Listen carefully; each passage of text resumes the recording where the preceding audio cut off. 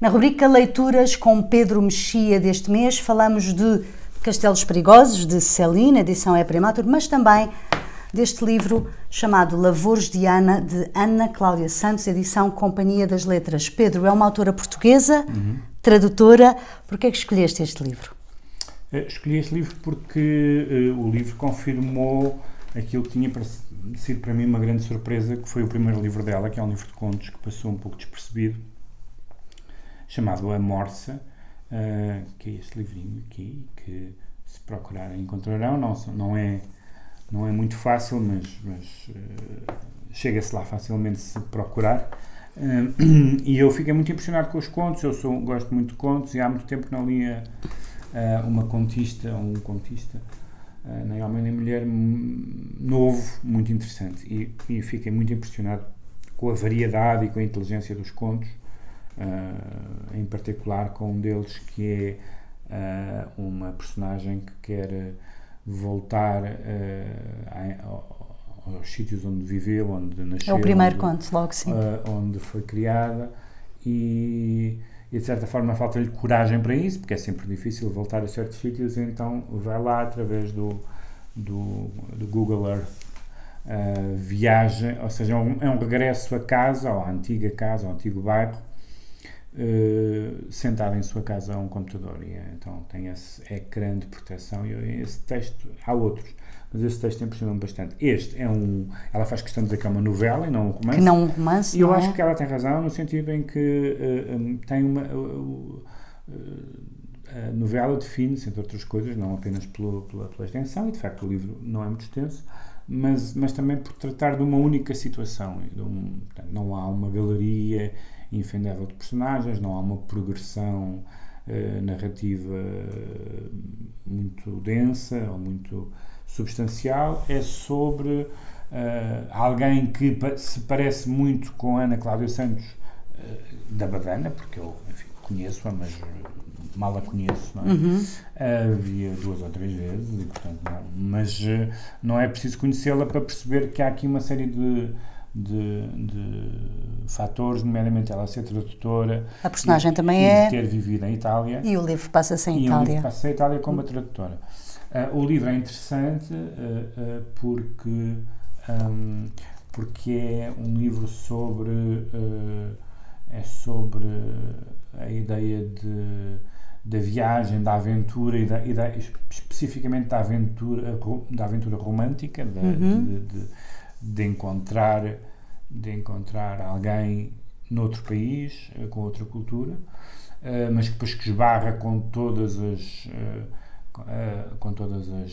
peculiaridades dessa cultura. Estamos a falar de Nápoles, das particularidades religiosas, familiares, etc. Há uma cena muito divertida em que ela tem um namorado e vão à praia, e o namorado convida um amigo, o que já é estranho, e daí o amigo começa a fazer-lhe perguntas a ela, um pouco intrusivas e tal, até ela perceber que o amigo é padre e está no fundo a passar-lhe um atestado ou não de idoneidade. Tinha sido o namorado que tinha chamado um padre para aferir, para saber se ele era idónea moralmente. Exato.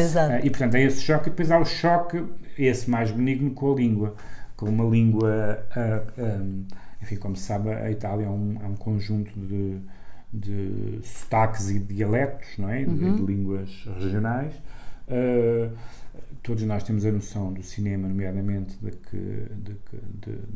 da Nápoles do cinema, e há muitas referências aí que nos situam, não tanto a Ferrante na literatura, porque ela diz que isto é pré-Ferrante, mas das pessoas a falarem muito alto, etc. E, portanto, há uma série de anotações sobre a cidade, o Vesúvio e tudo isso, as motoretas, as pessoas aos gritos. Os mães a chamarem os filhos aos berros isso, na rua. Mas, sobretudo, há um certo fascínio de alguém que, sendo tradutor, está sempre a traduzir não apenas os textos em que está a trabalhar, mas a traduzir os comportamentos e a traduzir as pessoas. Aliás, o livro divide-se em 4 partes, e todas estas partes são ouvido, língua, mão, sopro e voz. Todas estas palavras têm a ver com o trabalho do tradutor, não é? E portanto ela está sempre a fazer, ao mesmo tempo que faz as suas traduções literárias ou académicas, está sempre a traduzir comportamentos. E depois tem um final que me parece que é quase um anúncio de um outro livro sobre outro assunto, sobre o regresso e a vida dela depois desses dois episódios napolitanos. E ela tem uma característica muito interessante que tem a ver com escritoras que traduziu, como a Natalia Ginzburg e a Flor Jäcki, de quem já falámos num outro episódio, da nossa rubrica, que é uma escrita concisa, mas muito ou muito precisa, eu ia dizer isso, precisa, ou muito feroz às vezes. Sim, também, ou seja, sim. Por exemplo, a Flor Jäcki tem frases muito curtas às vezes e aquilo é mortal, é verdade, mesmo, é verdade.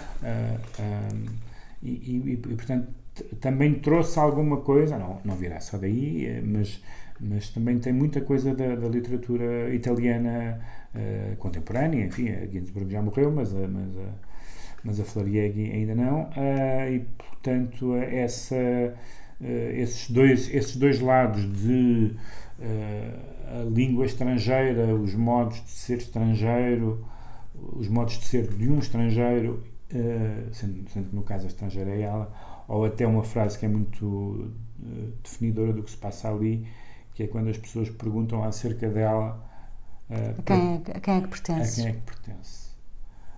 E portanto sobre essa ideia de pertence. E ela, no fundo, não é só ela achar, como é normal que ache, que não pertence a homem nenhum, mas a narradora, de facto, e a protagonista, de facto, não se sente a pertencer a lado nenhum. Portanto, e também há uma busca nesse sentido. É impossível, para além do lado ofensivo e machista, etc., da pergunta, há um lado impossível de responder, porque ela não sente esse sentimento de pertença, e esse sentimento de pertença é aquele que ela vai no último, não é o terço, é o final mesmo do livro, vai tentar resolver de uma outra com algumas maneira. Dificuldades, etc.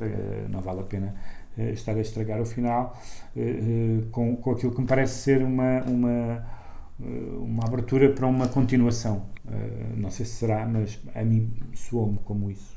Que poderíamos continuar a ouvir falar dela. Certamente é uma autora, na opinião do Pedro, Ana Cláudia Santos, que com estes dois livros, um de contos e esta novela, em tua opinião, Pedro, é uma autora sobre a qual, como se costuma dizer, ouviremos falar, não é? Ou de quem ouviremos falar? De certeza, porque, por exemplo, no caso dos romances ou de novelas, há muitos romancistas, mas não há assim muitos contistas bons, mesmo na nova geração.